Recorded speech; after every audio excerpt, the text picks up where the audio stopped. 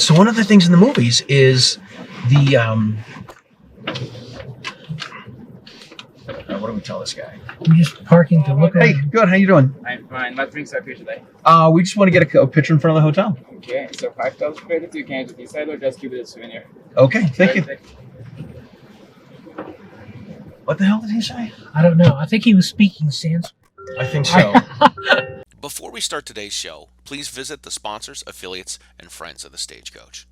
The Self-Defense Gun Stories podcast, hosted by Rob Morse, brings you recent examples of armed civilians protecting themselves and who they love. The show helps you determine if people were lucky or trained, maybe both. Self-Defense Gun Stories is on all of your favorite podcast outlets.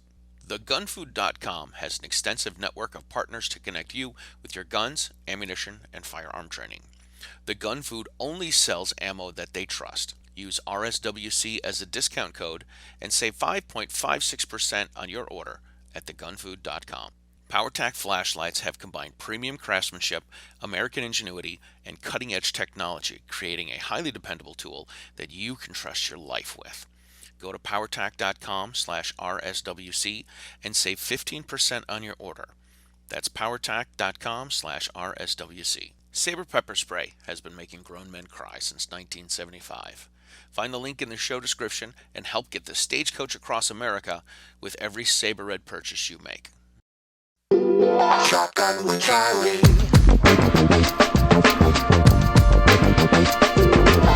Riding shotgun refers to the practice of sitting next to the driver in a moving vehicle. The term riding shotgun came around after the time of the Stagecoach, when somebody used to sit next to the driver holding a shotgun, in case they ran into bandits. My name is Charlie Cook, and I drive a lot.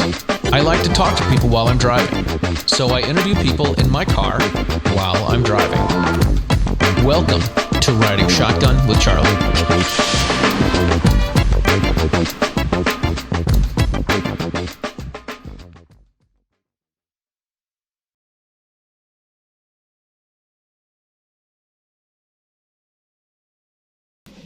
All right, before we start this episode of Riding Shotgun with Charlie, I want to say thank you to everybody for tuning in and watching the show and listening to the show. If you have not subscribed to the YouTube channel, please do, because it is all good for all the YouTube analytics and all that sort of stuff. If you're listening to the podcast, please subscribe to the podcast so you get all of the shows when the shows do come out. Thank you guys for being here. Thank you guys for watching the show. This is, if you like the show, please share it with your people, because this is how we get the Stagecoach across America. All right, today we are coming to you from Loveland, Colorado, and I have with me the one and the only Michael Bane. Michael, Charlie, thank you so much for being on the show. it's great to be here. It's great to be here. It's great to not be driving. I drive a lot. Yeah, I drive a lot. I appreciate you. I appreciate you taking the time. I don't know if I can say this. I spent the morning at the secret hidden bunker. And we're glad to have you. And I've told everyone, I'm like, look, I think when I'm going to meet him someplace, and then he's going to give me some sort of a drug and drive me there, so I don't know where it is. It's like the old Batman show, right? You know, when Dave Spalding came up, the trainer Dave Spalding, when he came up, I insisted that he wear a black hood, so he couldn't find his way back. Exactly. Exactly. I mean, this is the beautiful part of Colorado. We're in the red part of a blue state here. This is kind of old school Colorado here, and Bunker is up against the big ranches. Yeah. And I love the big ranchers, because the big ranchers believe in like barbed wire. They believe in barbed wire. Yeah, we have people rich people that live in the valley. We don't live in the valley. We're the mountain people. They're the valley people, and they crossed our property and everything. And I said, it's okay with me, because I'm probably not going to kill you. But if you step across the barbed wire in the big ranches, right? They have range cards. All bets are off. Oh my God, that's awesome. You've been around for forever. I don't mean that in a bad way. I remember a long time ago when I first became a gun guy, watching Shooter Gallery, and I watched Best Defense. I remember trying to videotape those so I could have a collection of those to watch, right, on VHS. I love it. I'm one of the OGs, Totally. And there's not many of us left anymore. There's not. is Kenny Hack, my good friend Ken Hackathorn, you know, one of the greatest trainers in America ever. And, you know, last year shot, Kenny and I, it was an NRA show. Kenny and I were sitting at Bill Wilson's booth, and I was pretending to be Bill Wilson. Yeah. So I was giving away Bill's guns and stuff. And Ken goes, "This is great. We're having a great time here." But Ken goes, he, like, you know, fist bumps me, and he goes, "Well, we're still here." I said, "Yeah, man, we're still here. We've been here a long time." Long time. But I mean, it's a great place to spend a long time. Mm. You know, I've been shooting since I was 12. You know, God bless. I got my shotgun when I was 6. I got a pistol when I was 12 because I was from Tennessee, and that's how it worked. What part of You know? Tennessee? Memphis, which Memphis, is not huh? actually in Tennessee. Memphis exists in a separate but contiguous universe. That's how you get rock and roll. That's how you get Elvis. That's how you get all that. But Yeah. just as an aside, we're heading toward Estes Park. We're heading for the Stanley Hotel, where we're hoping to see Ghost of Jack Nicholson going, Right. "Here's Johnny with the axe." Oh my God. I actually wrote part of the Travis Tritt autobiography, staying at the Stanley, with those like long hallways Yeah. and stuff. I thought, what a great place to write a book. Oh my God. You know, it worked for Stephen King. It didn't probably work as well for me as Stephen King. All right, completely off topic, which it's right in your wheelhouse with everything. So Stanley, did you see the documentary called Room 237? I did not. Okay. I should. Yeah, I tried to get room 237, but you know they're like, you and the rest of the world didn't. Right. But Well, it was a whole thing on, we won't spend a lot of time on it, but it was a whole thing on. Look at this view, for Christ's sakes! Holy moly! isn't this great? This is amazing. Colorado. Jesus. It was all Kubrick didn't. Stephen King didn't like the way Kubrick was making the movie. Didn't like the music he used. Didn't like the car that he used at the beginning. Didn't like a lot of things that Kubrick did. But Kubrick used this as a way to confess that he made the moon landing videos. Right? Cool. And I'm one of the, like, it's 237 miles to the moon, 237,000 miles to the moon. Everything happened in room 237, and like all that sort of crazy stuff. There's a scene with the boy with a rocket, a shirt with a rocket on it, and all sorts of crazy stuff. But You know, I once interviewed guys who said they'd been kidnapped by aliens, and they were like they were like peckerheads in Tennessee. I was working on a little newspaper in Tennessee, and they were like, you know, like Joe and Bob drink a lot of malt liquor, and but they said, "Do you believe us?" I said, "I believe everything." And I'm like, "Oh, cool." It was the best line I think I ever wrote in a newspaper article. It was like, it was the time of year where there were so many alien sightings, as if that was it. Trolleys moving on a cosmic rail, and they cut that out, of course, man. because it was. But that was when I met Buford Pusser, right before he was killed. But that's another story. Walking Tall, big bat whack movie. Eventually, The Rock played in before that. Yeah, The Rock redid it. But yeah, it was kind of cool. I do actually believe everything. Whenever on the exciting stuff we've done, me and my sweetie out in the field, the crazy stuff. yeah. I always very honorable to whatever God is in charge. You know, I do small sacrifices because what the hell, can't hurt. It's not. You know? Can't hurt. Oh my God. I did rum and rice for with Madame Pele climbing the Hawaiian volcanoes, and I silver dime. I was on the Pyramid of the Sun in Puebla, in Mexico, and it was the summer solstice. You know, so I thought I should take care of Quetzalcoatl, and so I bought a silver dime, pricked my, put a little blood in it. We're up on the top of this pyramid, and across you can see Popocatépetl, the big volcano. Mm-hmm. And I take this silver dime and I find a crack. It's like people dancing and doing like witchy stuff. And I drop the silver dime in the biggest crack I can find on top of the pyramid, and the dime goes tink, tink, tink. And Popocatépetl erupted, a huge blast of gas and smoke, and everybody looks up and there's all this smoke coming out of the volcano, and everybody's like, oh. And Denise goes, my sweetie, Denise goes, don't do that again.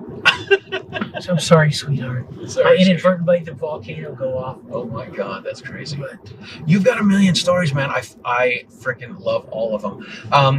You started off as a writer, right? Yeah, I was a newspaper writer. That was my ideas when I came out of college. When I dropped out of college, I went to Tampa to become a copy boy at the Tampa Tribune. And from there, I was a feature writer, and I went to a lot of small papers. And I worked my guild minimum 5 years of a newspaper writer. And mostly I wrote features because that was my strength, as a feature writer. Yeah. And one day in the newsroom in the Clearwater Sun, a friend of mine came in. He had a $1,000 check from Argosy magazine, and he goes, "Check this out, dude." He goes, $1,000 American money. That was a lot of money back in the dawn of time. And I'm like, "Holy cow!" He goes, "I wrote an article on a jet-powered go-kart and sold it to Argosy." Oh my gosh. And I said, "Wait a minute. You can get paid to write, but you don't have to work for a newspaper?" He goes, "You didn't know that?" I said, no, I'm an idiot. I had no clue. And essentially I said, I'm going to do that. I'm going to become a freelance writer. And the short story is I did. I eventually, I went to Charlotte for a while. My ex worked at the Charlotte Observer, and I wrote features for the Charlotte Observer and set myself up starting to write freelance articles. And through a quirk, you're querying maybe 20, 30 queries. You send them out constantly. And I got a call from Country Music Magazine in New York City.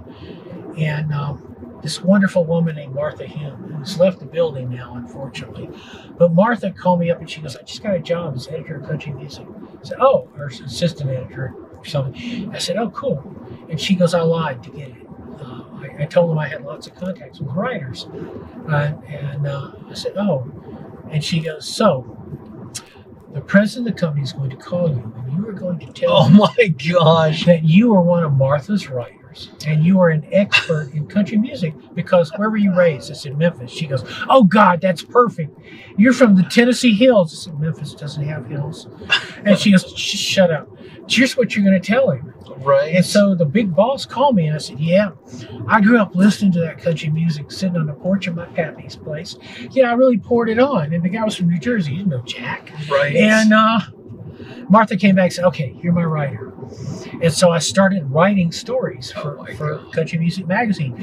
And because I was raised in Memphis, I knew a hell of a lot about rock and roll and a substantial amount about rhythm and blues. But I didn't know jack about country. Right. She sent me to interview Loretta Lynn, and I had to go buy an album so I'd have her picture.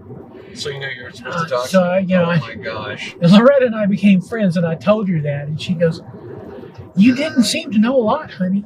Honey didn't know a lot at all. But, I wrote more and more features for him. Yeah. And then actually even I was going to make a trip to New York, and Martha goes, you need to meet my husband. I'm going to set up a dinner for you with my husband. First an interview in the office and said, "What's your husband do?" She said, "My husband is Chet Flippo, the New York editor of Rolling Stone." Oh my gosh. And so I thought, oh my God, this is the roll of the dice. So I went and I had lunch with Chet, who's also unfortunately left the building. But it was the worst meeting I've ever had because Chet never talked. And we were sitting there and we're like, "So you're from Memphis?" "Yeah." "Did you like it?" "Yeah." That was the whole interview like that. And I thought, I sat here before one of the gods of journalism, and I blew it. And literally I got back home and Chet goes, I get a call and says, "Hey, it's Chet. You want to go to Alabama because there's a church where they burn rock and roll records as a sacrament?" I said, "No, that rocks, dude." Yeah. That's exactly what I want to do with my life. So I was kind of off and running. And it was Chet that called me up one day, and he goes, "I know we pay you kibble. You get like $75 to write a story for Rolling Stone, but you're writing for Rolling Stone, Right. And he goes, "I got an assignment here that they asked me to broker. It's from a men's magazine." I said, "Like a magazine with naked women in it?" He goes, yeah, right. Nice. And I said, I don't know if that's something I want to do. And he goes, "It's a $2,500 fee." I said, "Of course I want to do it. Just tell me what it is." Right. And he goes, "I'd like for you to go on the road with David Allan Coe." Oh my God. And he goes, "You're going to write it for them. They're going to pay you all this money." And he goes, "Sky's the limit, dude." He goes, "You're a great writer. You're a rock and roll writer. Go out there and do what you do." So I went on the road with David Coe. And it was complete and utter screaming ass insanity. I can't even imagine. David's nuts. And we were playing, which an old story, but literally he's playing a honky tonk, a chicken wire honky tonk, chicken wire from because people were throwing stuff, right? The Hello Blues Brothers. And it was mostly Hell's Angels, and it was maybe 2-3 hours out of Austin, and the bar caught on fire, which was odd. I mean, the little bar, I don't know, somebody tipped over something, but the bar caught on fire. And David, in a moment of what I consider pure blue insanity, looked right at me and he goes, "Bar's on fire." So, yeah, I got that. And he goes, "You want to go sit on the roof?" I said, "Sure." Sure. Why don't I sit on the roof of a burning honky tonk in Ding Dong, Texas, surrounded by Hell's Angels? So we went on the roof, we took lawn chairs, and we sat on the roof, and it was burning. And David and I are talking about music and everything, and I'm trying to be cool. And eventually a cherry picker came, and they picked us off the roof of the burning honky tonk. And I got down, and David's like, "You're okay." And one of the Hell's Angels guys goes, "You look like a pussy, but you're fucking nuts." And I'm like, "Okay, good." So everything got bad. David had like these lines that were perfect for men's magazines. 85% of the women I've known in my life, I've only seen the tops of their heads. That was actually a call out in the story. So the story runs, and now I'm made. It is like marginal, nutty stuff. And so then I got a lot of assignments like that. I worked for lots of different magazines. I reprinted on the internet one story I did for Esquire when Charlie Daniels died. I'd done an interview with Charlie Daniels for a short Esquire piece, and it was Charlie Daniels and the Things We All Think We Believe. And I put that up, and people were like, "Why don't they write stuff like this anymore?" It's different times. But I was able to write what I thought was great stuff because I had at that point I'd moved into the level of a New York writer, New York magazine writer, moved to New York City, took over as editor of Country Music Magazine. Crazy. It was just, you just got to move with the opportunity. Yeah. But I was a good interviewer because I came out of newspapers, and that was what you do when you come out of newspapers. Yeah. But I eventually left New York City and kind of got out of celebrity. I stopped wanting to write about celebrities when this woman, country music singer, I'm talking to her, and she's really famous. You would know her name in a minute. She had many hit records. I said, "So, what did you do before? Before you became a goddess and a star?" And she goes, "I went to college and studied business administration so I would know how to handle my money." I said, That's it. You never pick cotton. I mean, Charlie Daniels picked cotton and worked in a turpentine factory. But keep going, staying left. All right. And celebrities got boring. And I didn't want to do that. I moved to Florida. And one of my editors, who I written stuff for, he got a job at Dallas, one of the Dallas newspapers when they still had Sunday magazines. And he called me up and he goes, "You're my writer. You're my boy." And he goes, "First story you want you to do." He said, "I want you to interview some old broad." And I said, "Okay." But I started doing like weird stuff, business stuff. So he would send me around the country to interview people. And business people, I had a reputation as a guy who did hard target interviews, people who didn't want to be interviewed. Yeah. And I ended up working through a lot of magazines where they would. I was the interviewer, one of the interviewers of last resort. When you said somebody who said they don't do interviews, I got sent. Right. And I could annoy people into doing an interview. Joe Robbie, who owned the Miami Dolphins, I got sent to him. I'm not a sports guy. I said, "Why are you sending me?" And they said, "Robbie doesn't do interviews ever." And it took me like 6 weeks to annoy Joe Robbie into doing an interview with me. Awesome. And we ended up, he said, "You hate football, don't you?" I said, "Yeah, it's boring as crap." And he goes, "You just don't understand it." So I flew around on the Miami Dolphin team plane, and he would take me to games. And then in the middle of the game, Shula, I guess, was the coach then. And he'd call down to Shula. He'd go, "Shula, explain to Michael why you're calling this play." Shula would go, "Okay, Michael, here's where we are." It's nothing critical, but right. And he said, "What do you think now?" I said, it's a little more interesting from the owner's box when you can talk to the coach Sure. on the field, But I did a lot of those, and that you just keep going. And people say, "Are you willing to do X?" You always say yes. Right. I gotta say, after I got divorced, I tried to become a yes man. People are like, do you want to do this? Yeah. Yes. Do you want to do yeah. It's like you get a magazine editor call you up and say, "What do you know about broccoli?" It's everything. I so know broccoli. And they go, "Really?" It's like, yeah, I do. And they can you fly the space shuttle? So yeah, I did a sim last week. Fly the space shuttle. And I had an assistant who was working for me, Andrea. Yeah. I love Andrea.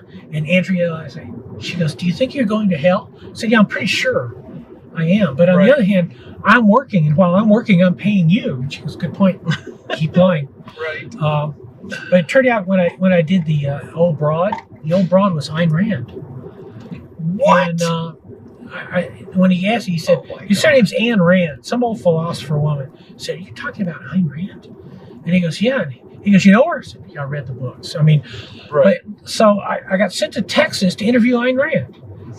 And is Miss Rand near the end of her life, and I go down there, and she's a severe little woman, and she sits on a high stool in an empty room, and I sit in a low chair, and I'm like, okay, I'm ready. I got to tell recorders, and I got taking notes, and she goes, "Ask your question." I ask her a question. She looks at me for a minute, and she goes, "That's not good enough, young man. Try again." I go, "God, Ayn Rand thinks I'm an idiot." But I ended up doing this interview with Ayn Rand. And a long time, we went a couple hours, and then she just stopped. She goes, "That's enough, young man. That's enough." And she got off the stool, and she walked all the way down the hall, and she turned around, she came back to me, and she goes, "Young man, Mr. Bane," she goes, "you have one thing to do with your life. One single thing, and that's it." I said, "Yes, ma'am." And she goes, "What?" She goes, "See clearly. See clearly, young man. That's all you have to do with your life." She goes, "Thank you. Goodbye." And why I said the single best piece of advice I got in my life, I got from Ayn Rand. And the Rand Foundation is like, "Oh God, how could it have been the last interview with you? Why couldn't it have been with a real journalist?" Right. But I did stuff like that. I did. I did. Who's the guy who owned the National Enquirer? I did a profile on him. Oh God, I don't know. And the way I did it is I went to the little town in Florida where they are, which is on the Gold Coast, and I checked into a hotel that was known to have their guys come, the National Enquirer comes to drink, and I opened a bar tab and I said, "Please let them know that Michael Bane is in that lounge chair with that drink next to him, and all the drinks are on me. It's an open tab." Whoa. And by the third day, I had a line of people from the National Enquirer there to tell me stories. But here, please have a seat. It's like being in the car with Charlie. Instead, it's like being on, at a pool deck with beach drinks with the guys from National Enquirer telling me all these like loony stories, Yeah. And we ran that. That ran in a men's magazine, and they got sued. And it held. I had all my notes and everything. And eventually they said, the ultimate defense against slander is truth. Libel is truth. And I can document everything that I said. I got sent to interview some. I got sent to a Ku Klux Klan paramilitary training camp in Alabama where they did put a black thing over me. And I had they picked me up at a Waffle House at 3 a.m. I said, "This is so like classic, a Waffle House." And put the bag over my head and crap. But it was really funny because they were all really crummy. And we're sitting in the car, and the guy slams a 1911 down, the seat, between us on his truck. So what you think of that? So I think I got one just like it on my belt, and I'm better with it than you can freaking imagine. Wow. And he looks at me and he goes, "Are you bluffing?" I said, "I don't bluff." And he goes, "Yeah, bad for a Yankee." I said, "Not a Yankee either. From Tennessee." And he goes, "Well, hell, welcome aboard, son." Oh my God. But through that, I got sent to interview some Glenn Super Kugel, out in the swamps. And I get there, and I got enough guns and knives on me to I could set off metal detectors in Cleveland. And I get to the door, and it's an armored door, steel door. And, there's gun ports and all of it, all that shit. And I walk up, and I love this. The guy looks at me, and he looked like he sent from the prison casting. He had love, hate on his knuckles. Right, from Central Casting. Razor meth thin. He goes, Mr. Bane, Mr. Bane, Mr. Bane, your fame has done preceded you. The guy behind the metal detector racks a shotgun. He goes, this is a metal detector, and you're going to walk through it. And the guy on the other side, that's a Remington 870. You've heard of him, right? So I have indeed. And he goes, do you want to walk through the metal detector now, Mr. Bane? Or would you like to go back to your car and reconsider your position? So I'm going to go back to my car and reconsider my position. Open the trunk, and I'm like, oh, wah, wah, wah. And they're laughing their ass off as I'm dumping guns into the trunk of the car. And I went in and I interviewed the Grand Blue Beagle, who later turned out to be an FBI informant. There's no Ku Klux Klan members. They're all feds, you know? Wow. But so I did stuff like that, and I wrote it up, you know, gonzo. Mm-hmm. I'd met Hunter Thompson in New York at a Rolling Stone party, and he was holding court because he was God by then. Yeah. And people like going into he's like, get the fuck away from me. Yeah, man, I'm Hunter Thompson. Get out of me.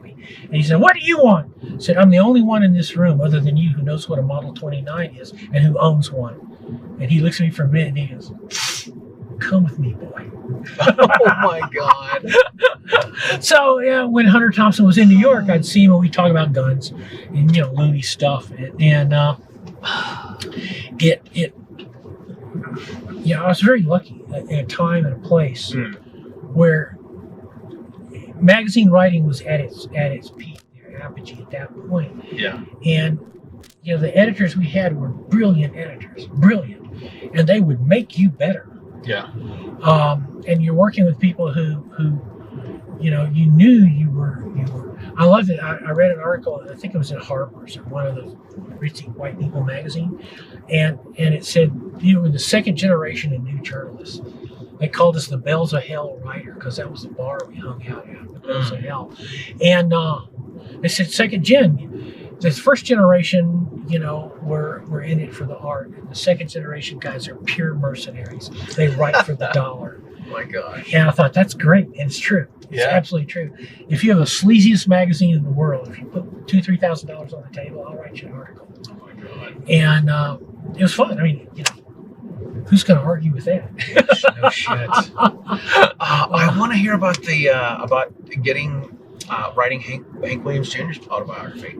This is a book I remember reading back in the 90s when I was young, and when you said you wrote it, I was like, holy crap. Hank Jr., I was writing for country music, and I'd read that Hank Jr. had a mountaineering accident.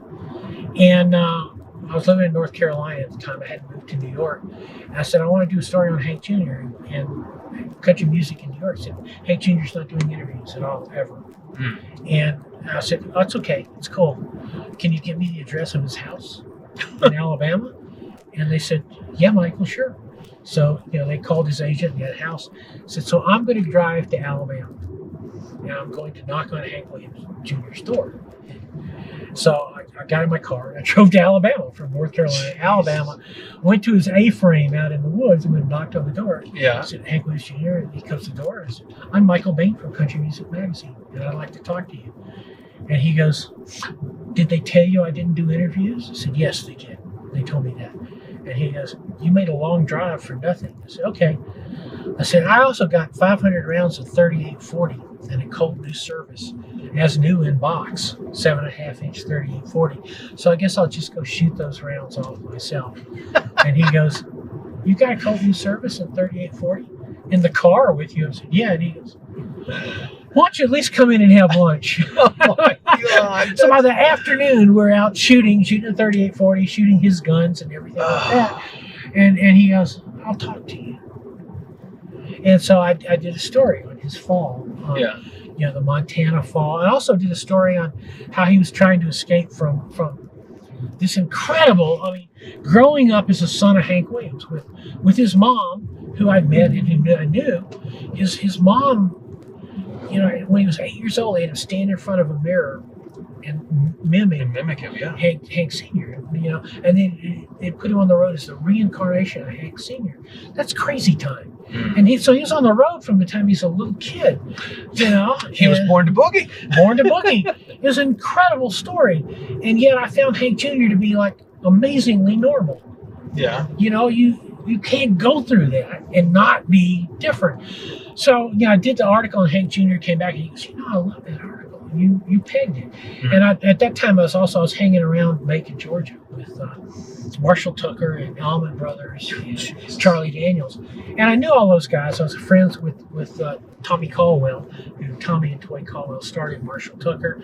I was reasonably good friends with Dickie Betts, as much as you can be with people who are spinning wild. And Charlie Daniels became a really good friend. But, so I understood Southern rock. Yeah. I mean, I'm from Memphis, and I understood it, and I understood the central dichotomy of Southern rock, which Hank Jr. and I talked about a lot, which is the pull between the blues and black music, the blues, and white music, the hill music. Right. The Scotch-Irish music out of the hills. So that was a fundamental tension in Southern music always, the pull between black and white. And so at one point, a really high-speed New York agent called me up and said, "We think Hank Jr.'s story is a great story." And Hank Jr. says, "You are the only writer he will consider. You're it." Wow. And so I wrote, I spent a year on the road with Hank Jr. And we traveled all over. We went to Montana. I wanted to see exactly where he fell. We hiked up, and I actually found the boulder he landed on because it was all blood. And Oh my there God. was still, because they never degrade, is some of the stuff the medics used on him. And so I was able to actually walk it and do all that stuff. That's incredible. And we went moose hunting together. It was like as a hoot. Hank Jr., we stayed up in the Big Hole in Montana for a long time and essentially fished for trout, hunted for moose, hiked around. It's pretty incredible, you're going like, this is kind of what you dream of, right? It is what you dream of. Oh my God, absolutely. And there's a line from a Hank Jr. song that I've used extensively. It's actually a Merle Haggard song, but Hank Jr., I think, did a better job of it than Merle. Footlights. I live the kind of life that most men only dream of. And I'm thinking, this is the kind of life I dreamed of. This is the rock and roll.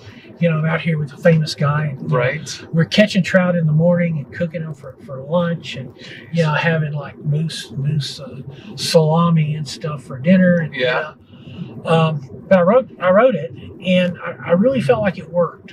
I mean, as a book, I felt it worked, and we had hundreds, tens of hours of tape. I never used them. I wrote the book off the top of my head. Wow. And I gave it to Hank Jr., and he goes, "It's like you fucking channeled me. This is incredible." Well, he went on the Today Show to pitch the book, and I think it was Katie Couric who did the interview. But she goes, I never read these books, and I started reading this book on you, and I couldn't put it down. It's fascinating, just fascinating. And she goes, "It was your voice." She goes, "I know you. I can hear it's your voice." And she goes, "I guess the ghostwriter had nothing to do, right? He just transcribed it." And Hank Jr. goes, "He didn't do a thing. He just transcribed it." And as soon as he got off, he called me because I'm sorry. I'm like, "Look, dude, we're selling widgets.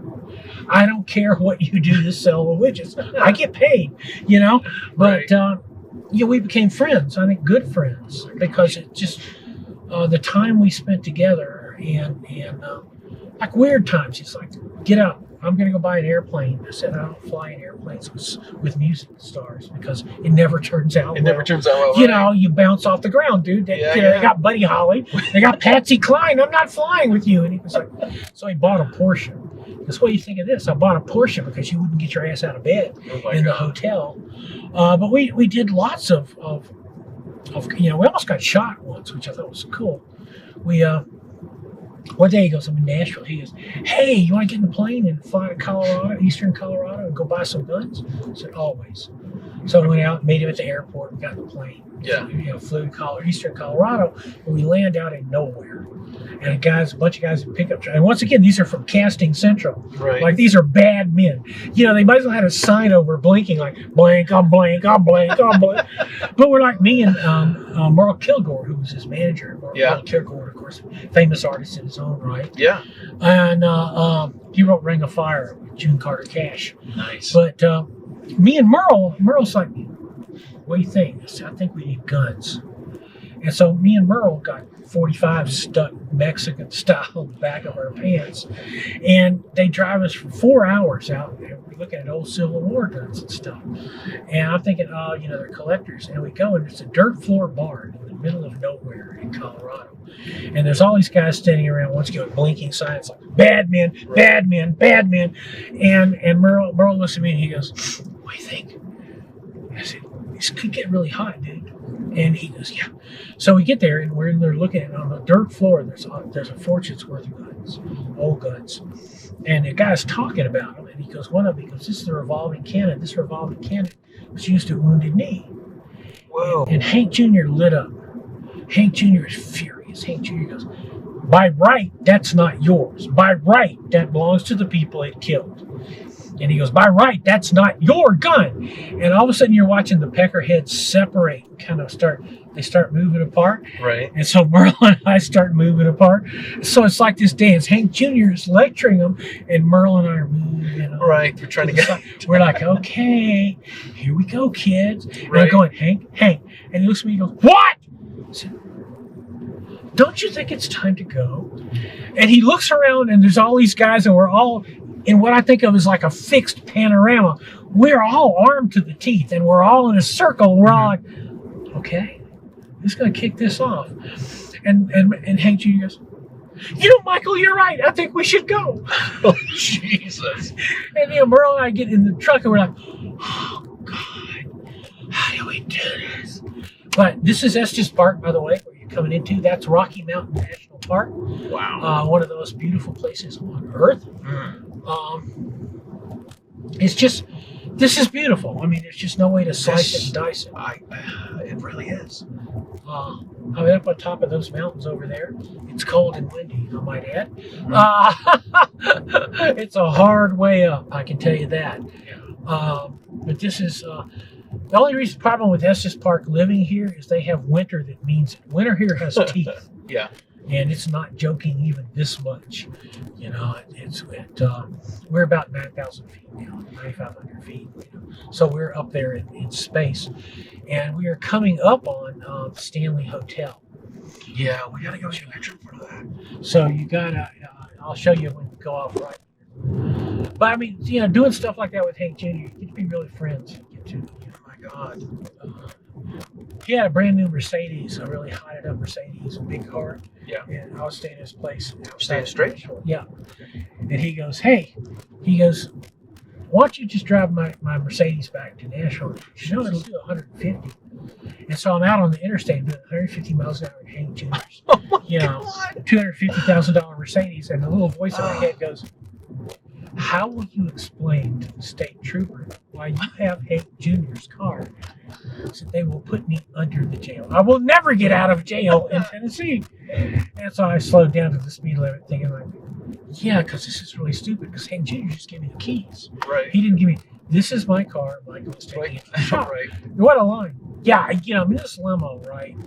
You know, I'm looking like, you know, a syntactical hobo, like a bum, like Right. I always do. But I found him to be a great, intelligent, thoughtful guy, and a hell of a gun guy. Yeah. And he introduced me to Bill Ruger Sr. and Bill Ruger Jr., Wow. which I thought was great. He has a tremendous collection of Ruger guns. His logo is the Ruger. He did, and used with their permission. Bill Ruger okay. gave him permission to incorporate that logo into the old Hank Jr. logo. That's cool. But he's a brilliant shot. I saw him take a moose with a black 44 Magnum Black Hawk at 90 yards.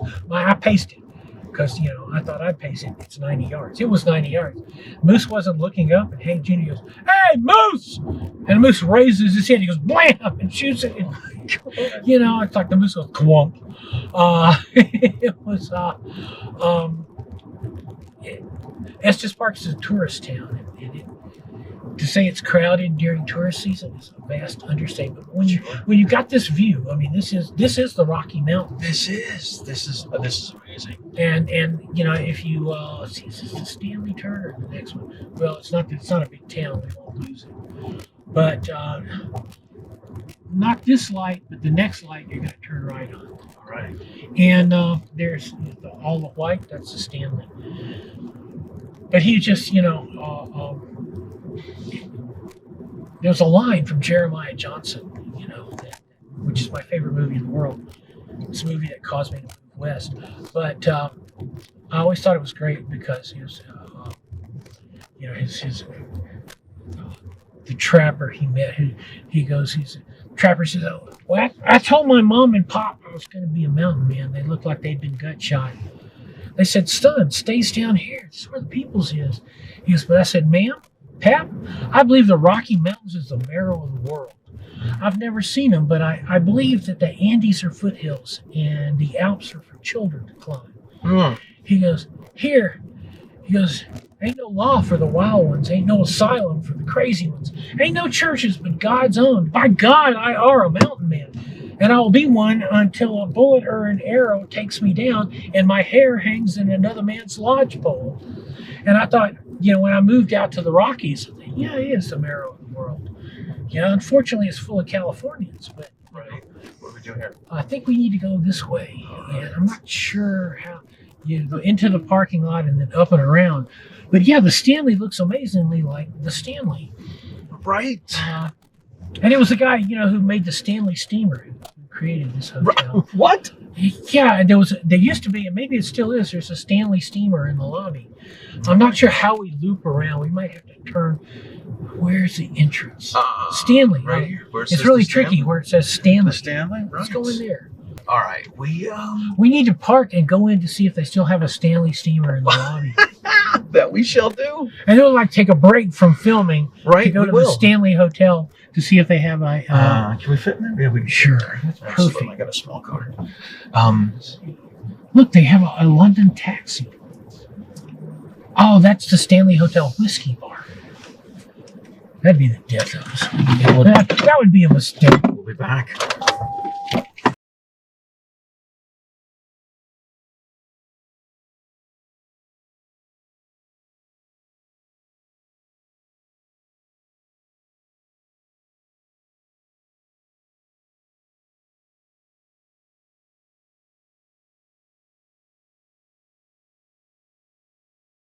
All right, we're gonna get back to it. Okay, and we're going to talk about guns.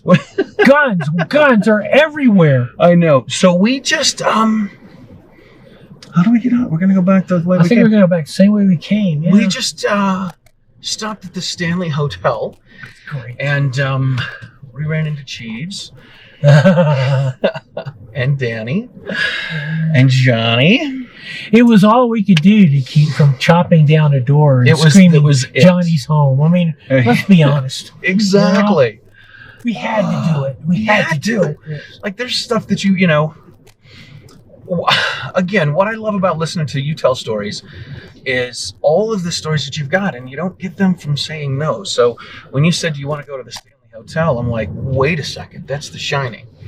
Yep. And yeah, so we went there and we went in the bar and it was so the Stanley Hotel. I mean, but it is actually true. I think when you get the stop sign, we'll turn. Take a left. Yeah, is that most of the things in your life you can get by saying yes. Right. When people say, "Would you like to try?" and you go, "Yeah, I would." I flew the space shuttle last week. I really want to try this. I want to do this. I want to see if this works.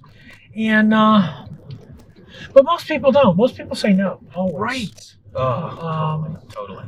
And sometimes you get caught out. Sometimes you finally face something where you're sitting around going like, "Holy crap!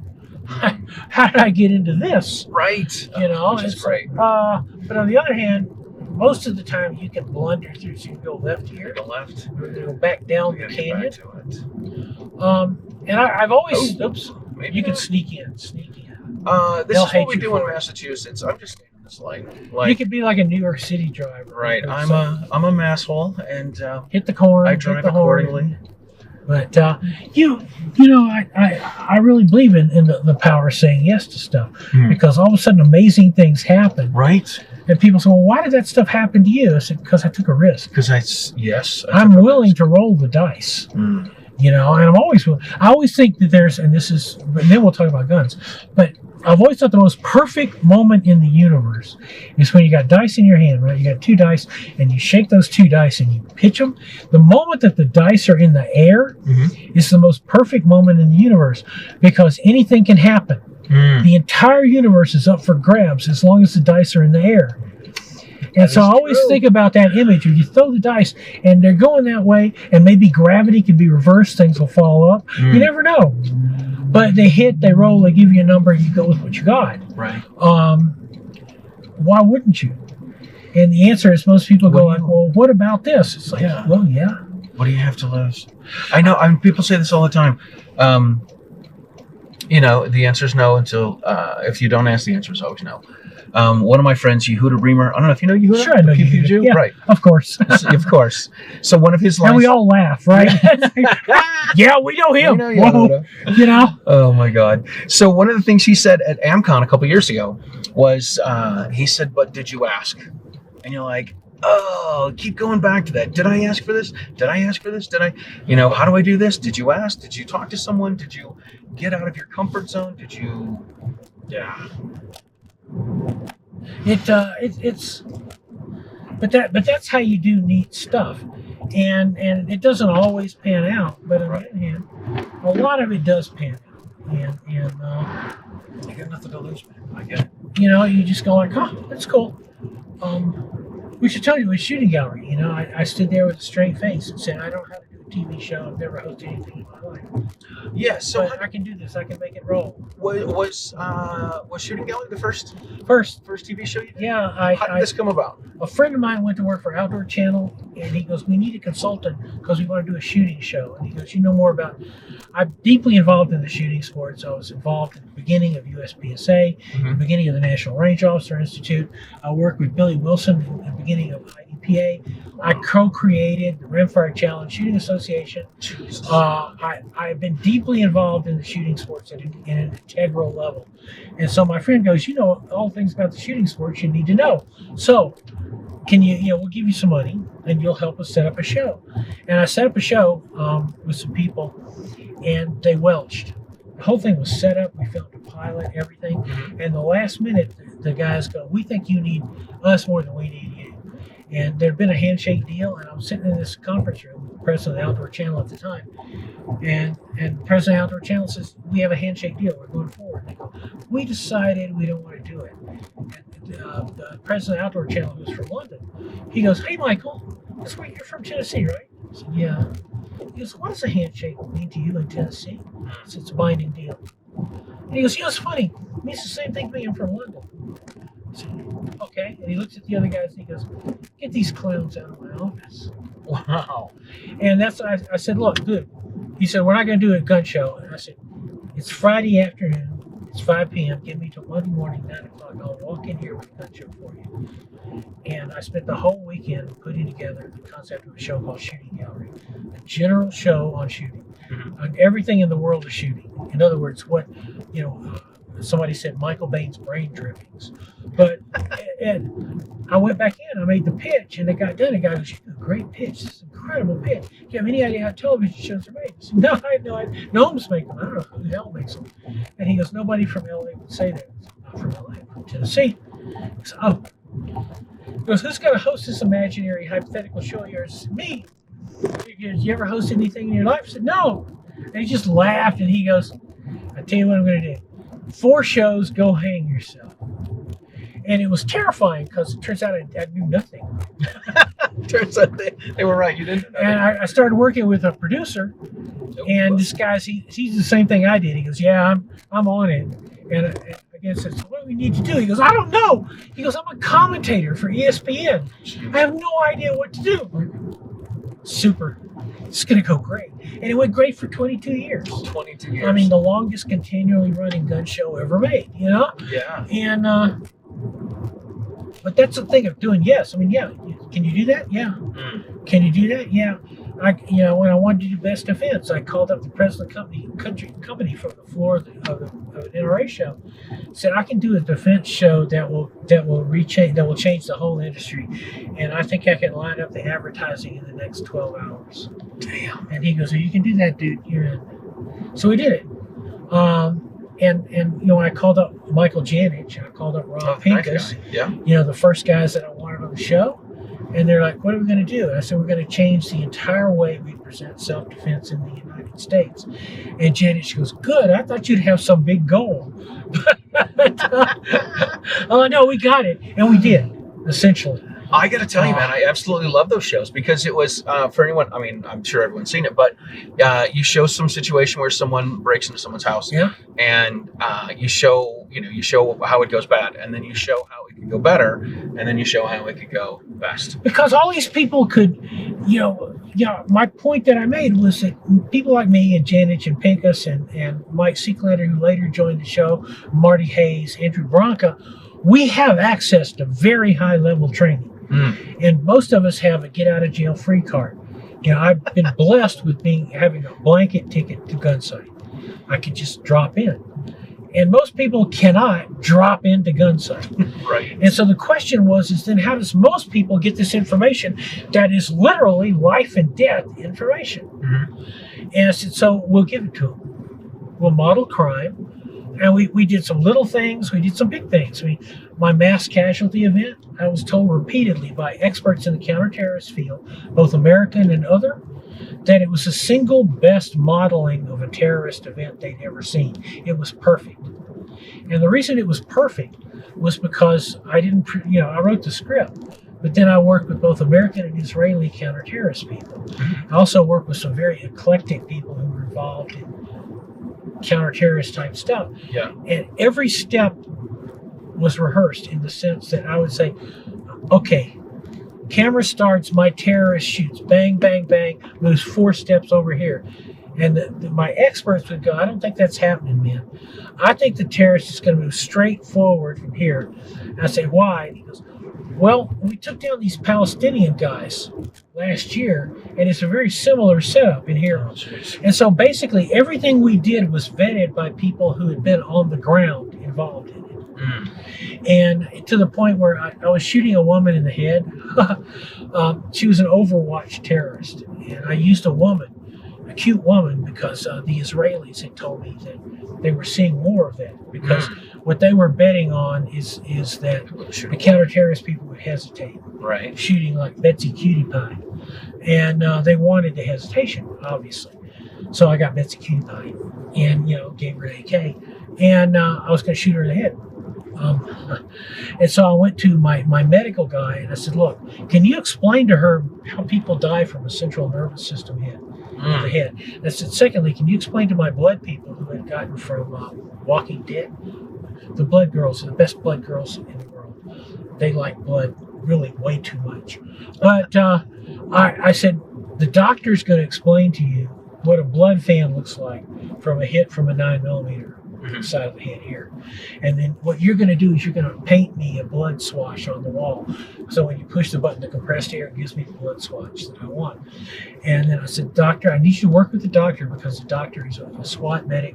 He's been involved in active shooter events. He is aware how people die. So I told my Betsy Cutie Pie, I said, you need to die like the doctor tells you to die. And he did. She did perfect. Yeah. Her big blue eyes popped open, and she had a snail trail of blood down the wall.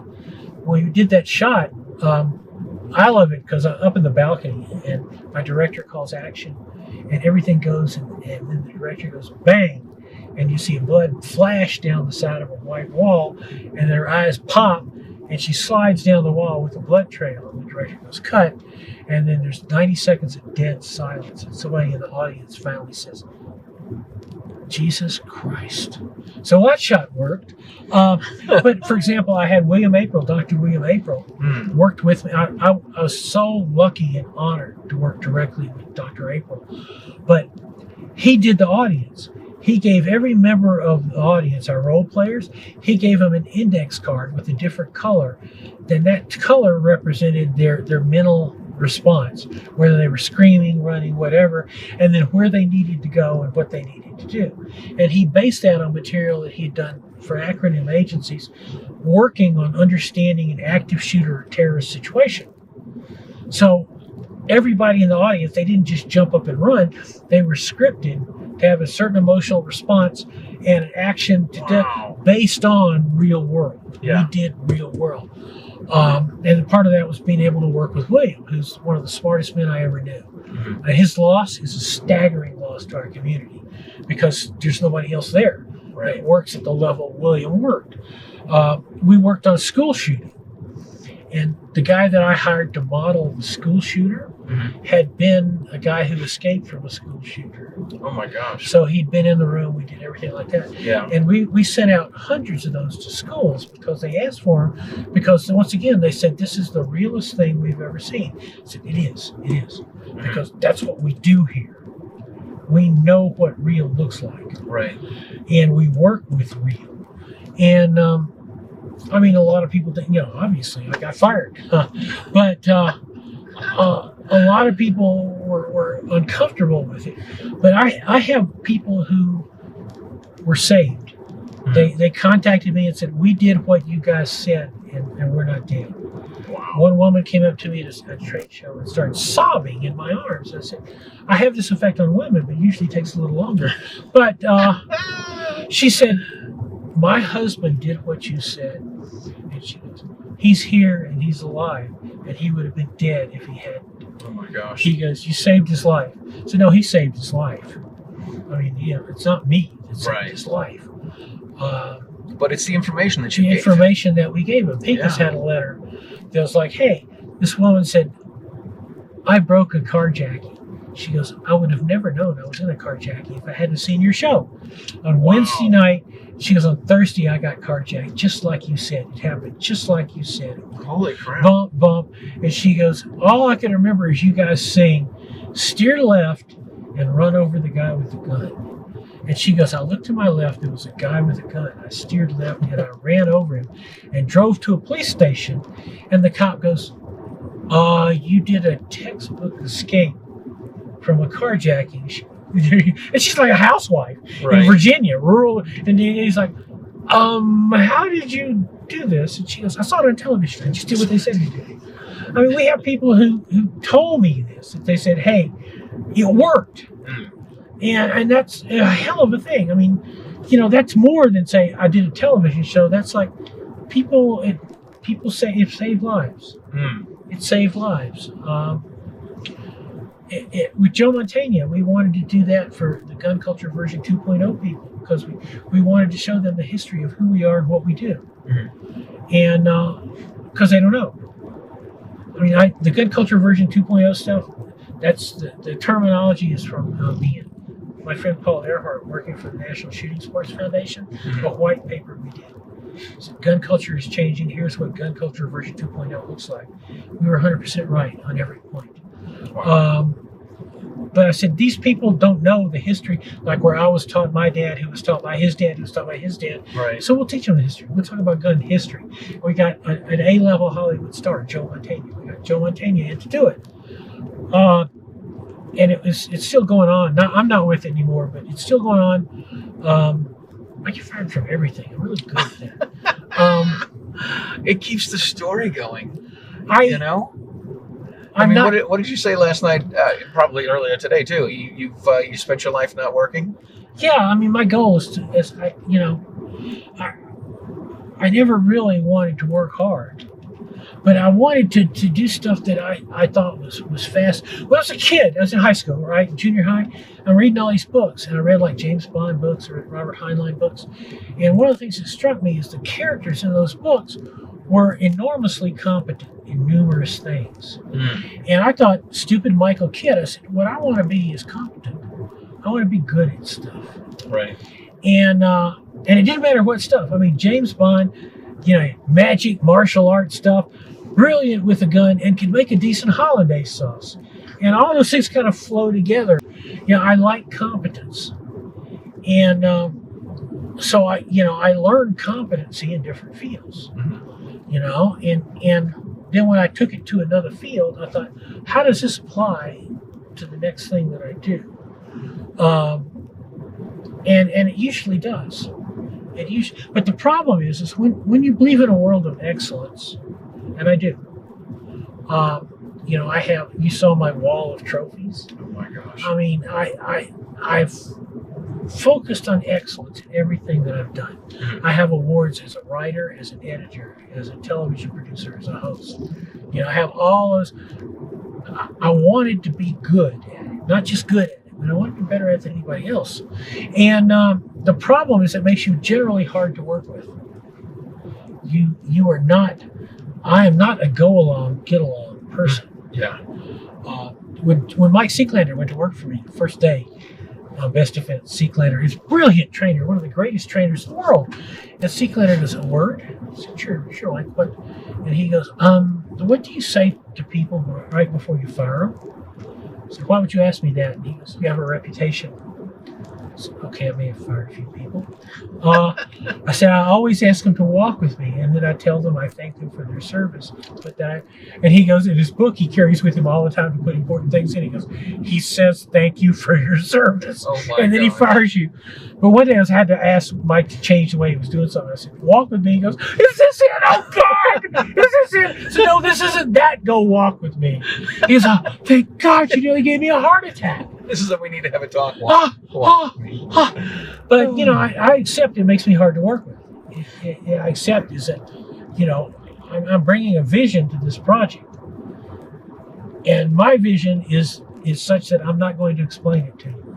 I need you to keep up, and it makes it hard sometimes. I mean, the crew that I work with me a lot, and they were like, "Michael doesn't give explicit instructions. Michael says, I need this." And I do need that. And if you can't do it, I'll find somebody who can do it. It's kind of weird, but you have to be that way. You have to, because excellence never comes from consensus. Right. Never. As soon as you put a bunch of people in a room and tell you to do something excellent, they can't do it. It's monkeys with typewriters. They might eventually get something out, Right. but it's not going to be good. And the danger of that is a collaborative medium, which television is a collaborative medium, is that nobody wants to be the one that walks in the office of the boss and says, "I just pissed away $200,000 and I'd like to apologize," Right. which I've done. But you have to. That's the catch. You have to. Right. But the guns, I just love the gun stuff. I mean, to me, the gun world is so broad. I mean, it's just so expansive. Yeah, there's a lot. I mean, between the people that just playing for fun and the shotgunners and the people that are that want to hunt and the concealed carry folks, the competitive It shooters, goes on. and then the collectors. the collectors as well. The builders. One thing I have huge respect for Rob Pincus, even though people hate Pincus.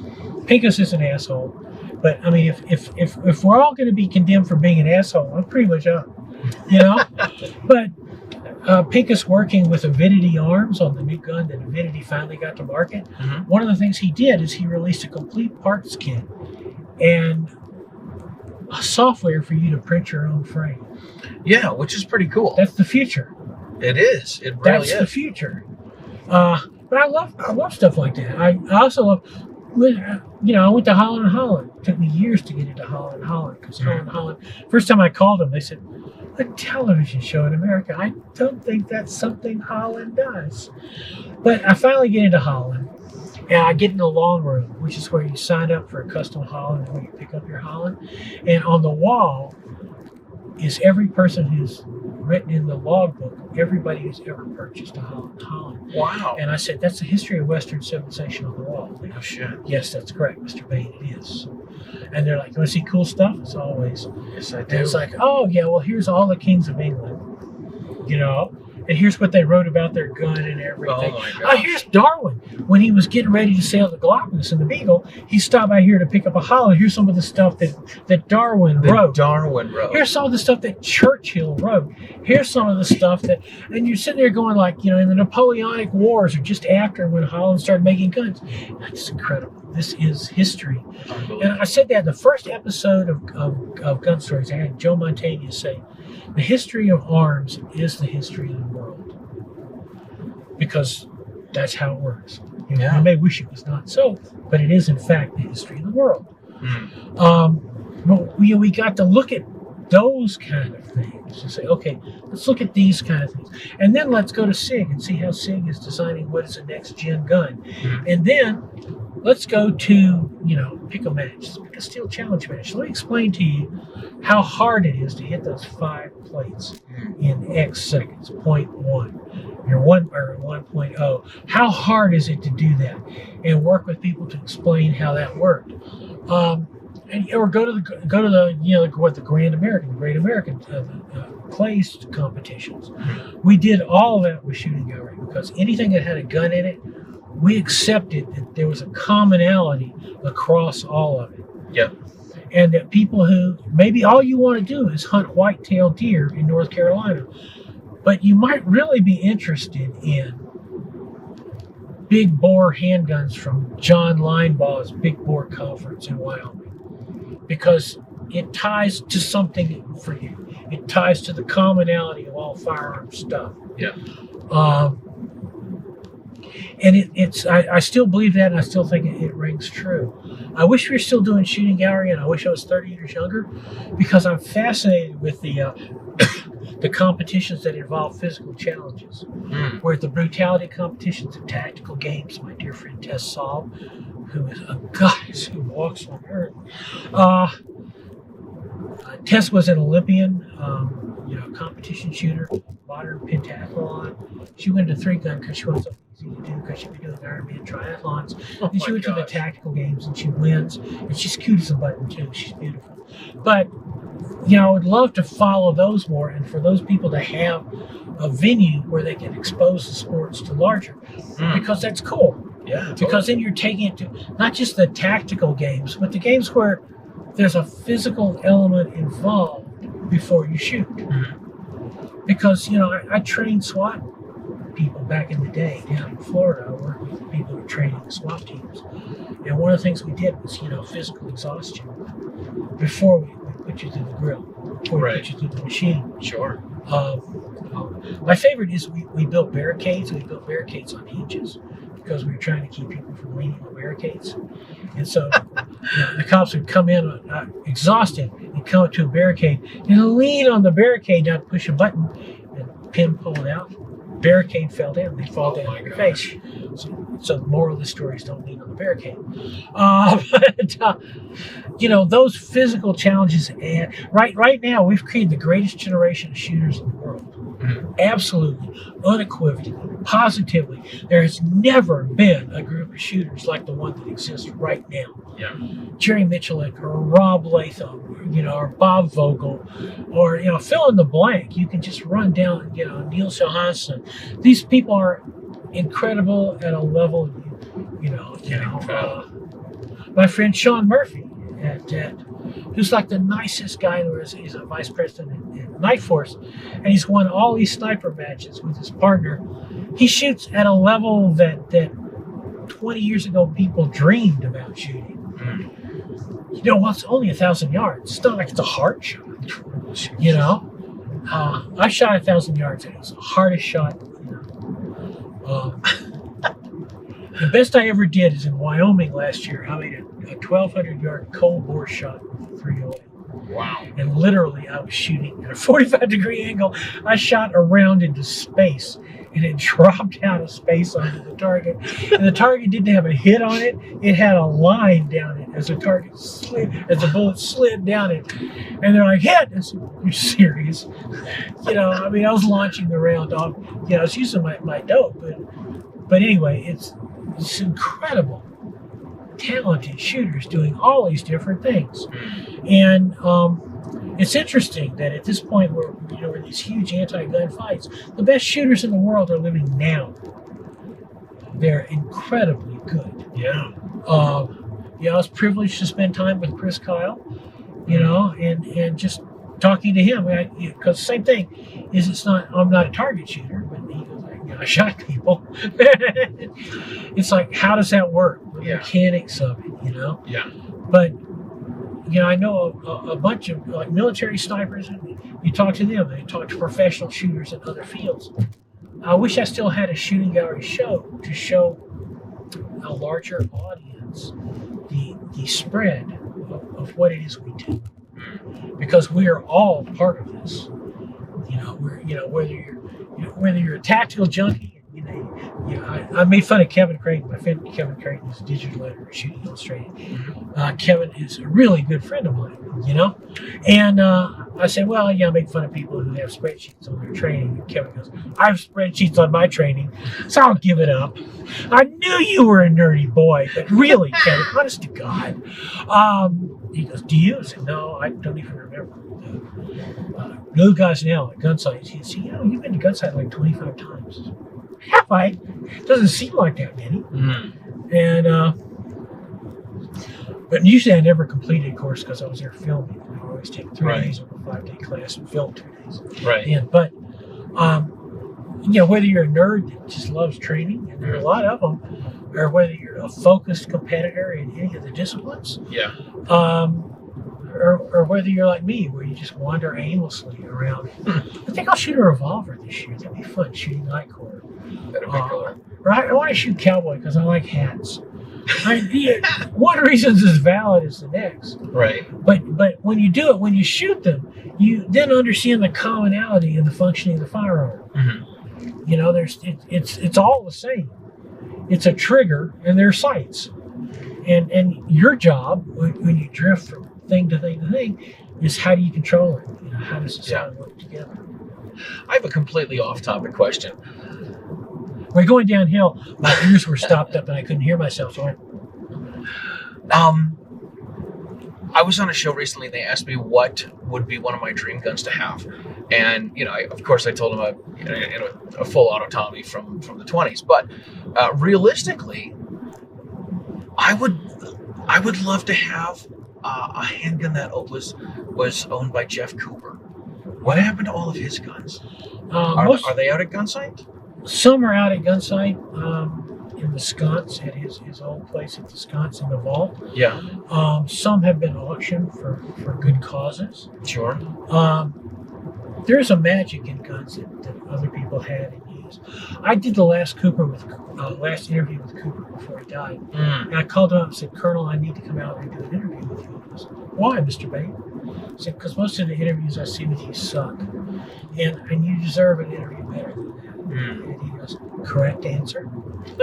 And so we went out and did an interview in the vault, in the gun room. Yeah. And it's only going to be 30 minutes. It ended up like 3-4 hours. And I had people there from Gunsight. So other people who were taking classes there had asked to sit in. We finished the interview. They were all crying. And Janelle Cooper, his wife, was crying. And Lindy, his daughter, was crying. Because it was just, we understood that we were coming to the end of something. And at the end, he goes, Mr. Bane, would you like to shoot my guns? I said, always, Colonel. And he goes, take that Colt, the Commander with Smith & Wesson revolver sights. That's the last gun I ever carried. Shoot that. And he goes, take that Bren 10, 000 Jeff Cooper. He goes, I've got 10 rounds of the hot Norma ammunition left. It's all the hot Norma in the world. He goes, shoot it up and leave the brass on the ground. So I can do that, Colonel. I'll do that. So thank you, Mr. Bane. Oh my gosh. So I did, and it was just kind of, surreal.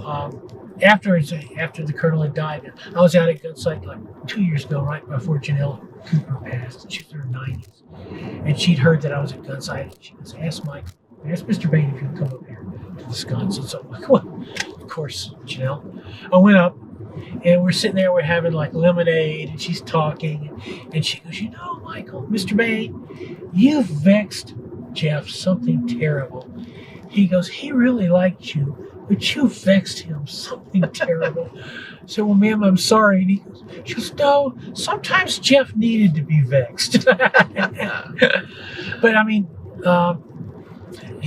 so to me, my deal with Cooper is, when I was a gun guy, I didn't know who was who. I didn't know.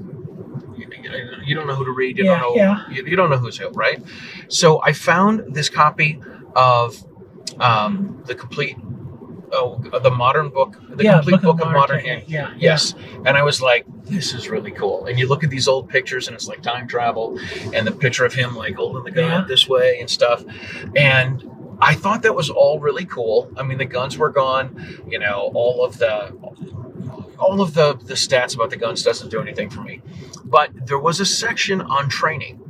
And what it talked about is, he said, if you take 6 months to dry fire, whether it's 10 perfect shots or 10 minutes of dry fire practicing, if you do this 6 days a week and you go out once and shoot at a 3-inch bullseye at 7 feet. And once you get all the shots in there, then go back to 10 feet, 12 feet, 15 feet, 20 feet, all the way to 50 feet. He says, if you do this for 6 months, you will be better than 90 or 95% of the people at your shooting club.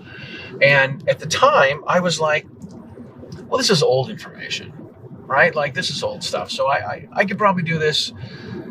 I could probably do a little bit quicker. I get the summers off from teaching. You know, I gotta squeeze it down to 2 or 3 months. And 6 years later, I was like, I went to the library. I got the copy of the book again. I'm like, right, I'm going to make a photocopy of these. And I'm going to do this because 6 years later, I still hadn't put in 6 months of dry firing. And I absolutely loved it. One of the things I did is I took he talked about the Thinking Man shoot. And what I did, I adapted it for I was running bowling pin shoots or trying to run bowling pin shoots, and I went to a tire place. I got some tires. I made some target stands, and I put the balloons on them. And I said, all right, so here's what we're gonna do. I'm gonna make a noise. It's gonna be like a auga horn, or hit a cowbell or a woodblock or something. Noise. Yeah, I'm gonna come up with these 3 noises, and either you shoot the top one, you shoot the bottom one, or you shoot both.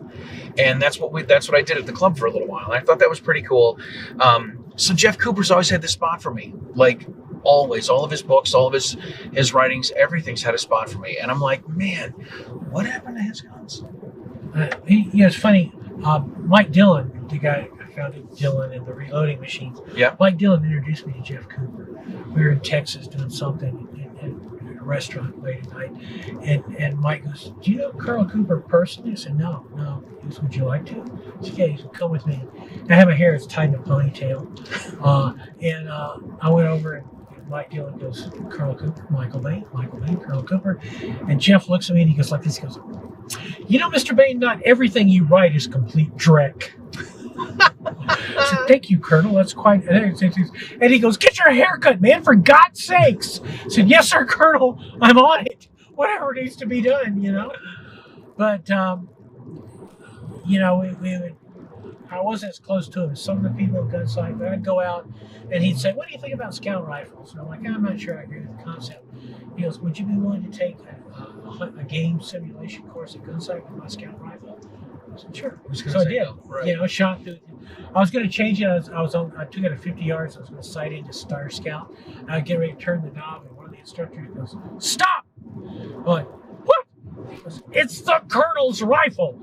Hold the hell over." I said, okay, I won't touch the Colonel's rifle.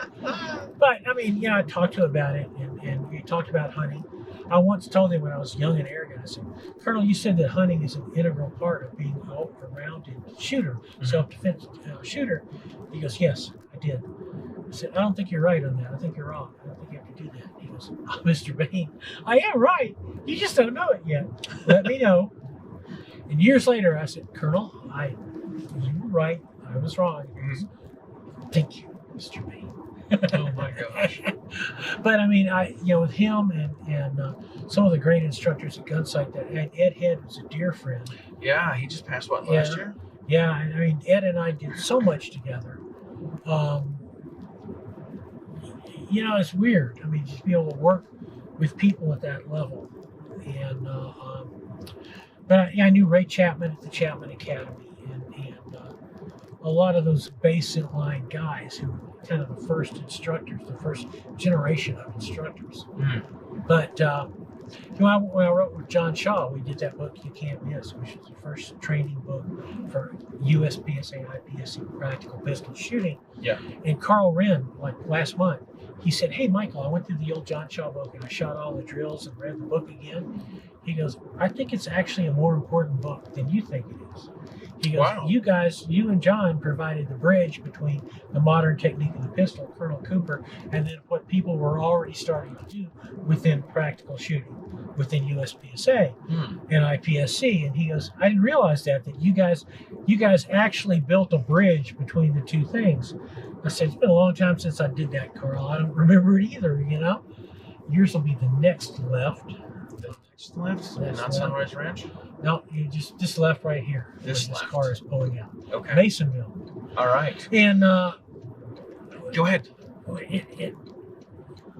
There was so much change in it, but we were lucky enough to have access to some of the real OG Rex Applegate, for example, Colonel Applegate. Oh my gosh! I think I have a PDF copy of what's his book, Shoot to Live. Yeah, and I actually had this. I got Michael Janet Schworth worked with Applegate on these last couple of books. And I got a chance to meet Applegate and spend some time and sit down and talk again about technique. Yeah. And about Applegate did the first shoot houses when he was training OSS people in World War II. And so those first shoot houses that people went through. Mm-hmm. And I'm sure he wasn't the first, but Applegate codified them. Right. And we talked about that. That is so cool. But, it was all fascinating. To me, it was always, guns were always a thing. I'm from Tennessee, and Tennessee is hunting. But for me, it was like, you gotta go whitetail hunting, and I'd sit in the stand until a while. I'd be sitting in the stand going like, I bet I can hit that can over there. And I'd shoot the can. It's like, did you get a deer? I'm like, what deer? What? What? No, I shot that can. They're like, Michael. And last story, I swear, I shot a fish once. I'm a kid, right? And I shot a fish. My grandfather was a big deal bass fisherman on the Tennessee River. He was convinced that I could be this great fisherman. Whoa! And he taught me all that shit, lures and different casting modes, wind time of the day. He dragged me around the river and I'm casting, and I just bored the crap out of me, And I had a holster I had in a 357 Blackhawk that I'd done the hand loads for. I was probably like 14, 15. And you were coming back from all day fishing. It's blazing hot. And I'm like, this is miserable. And as we were walking along the edge of the river, a big bass had eddied up. It was hot, heat of the day, it's hot. So he's laying up in the shallows and he's going to go deep. And my grandfather begins this great zen of the bass. Well, you can't catch him today, but you got another chance to catch him tomorrow. Before he finished, bam! And I shot the bass. Just like bloom. And, bass is dead as a rock because he's launched his 357 into the water next to his head. And I pull the bass out, and I got, it's a dead fish, we can eat it.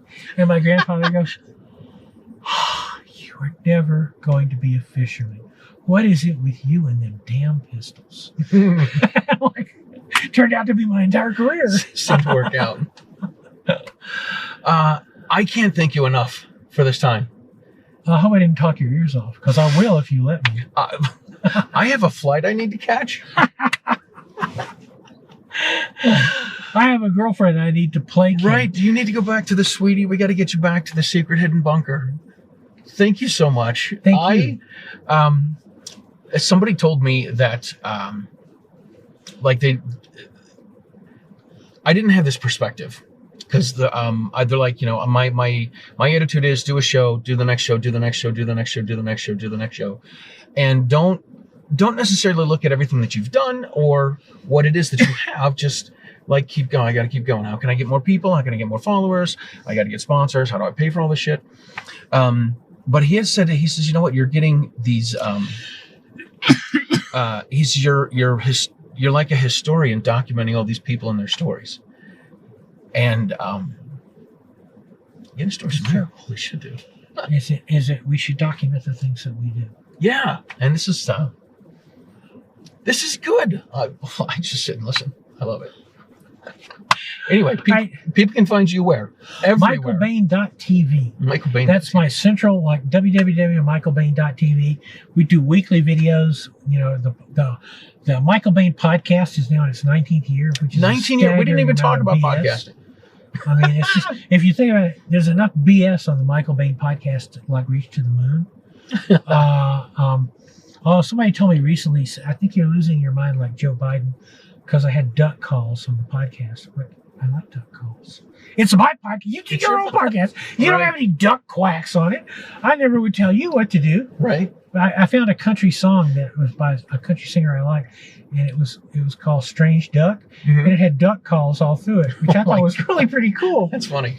It's like when I discovered goth death metal country. It's a very small niche. I guess so. Satan, you want some barbecue? Oh my